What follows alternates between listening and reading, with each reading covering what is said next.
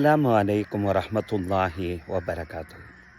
நபித்தோழர் உக்பத் இப்னு ஆமீர் ரலியல்லாஹு அன்ஹு அவர்கள் அறிவிக்கக்கூடிய இந்த ஹதீஸு ஜாமியு திர்மிதியில் பதிவு செய்யப்பட்டிருக்கு. அவங்க சொல்கிறாங்க, குல்து, நான் கேட்டேன், யா ரசூலுல்லாஹ், அல்லாஹ்வுடைய தூதரே, மன் நஜாத், எதில் வெற்றி இருக்கிறது என்று நான் நபி ஸல்லல்லாஹு அலைஹி வஸல்லம் அவர்கள்ட்ட நான் கேட்டேன்.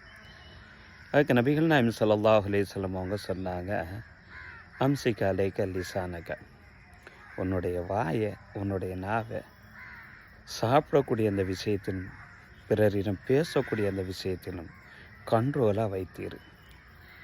வல் எசாக பைத்தக்க, உன்னுடைய வீடுகளை விசாலமாக ஆக்கிக்க. பிரம்மாண்டமாக கட்டுறது கிடையாது. இறை வணக்க வழிபாடுகளுக்காக வேண்டி உன்னுடைய வீட்டை நீ விசாலமாக வச்சுக்க. ஏன்னா மனசில் அந்த வணக்க வழிபாடுனுடைய சிந்தனை இருந்தால் தானே வீட்டிலன்னு சொல்லி அதற்கென்று ஒரு இடத்த ஒதுக்க முடியும். அந்த மாதிரி வீட்டை நீ விசாலமாக ஆக்கிக்க. ஒபக்கி அலா ஹத்தியத்திக்க, நீ ஒரு தவறு செஞ்சேன்னு சொன்னால் அந்த தவறை நியாயப்படுத்த நினைக்காத.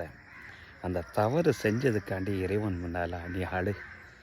இதுதான் உன்னுடைய வாழ்க்கையினுடைய வெற்றிக்கு உதவும் என்றார்கள் நபி ஸல்லல்லாஹு அலைஹி வஸல்லம் அவர்கள். நம்ம இந்த வாழக்கூடிய அந்த வாழ்க்கையிலும் இந்த ஹதீஸை நம்ம பின்பற்றணும் என்று சொன்னால் நிச்சயமாக நம்மளுடைய வாழ்வு வெற்றியாகும் என்பதில் எந்த சந்தேகமும் கிடையாது.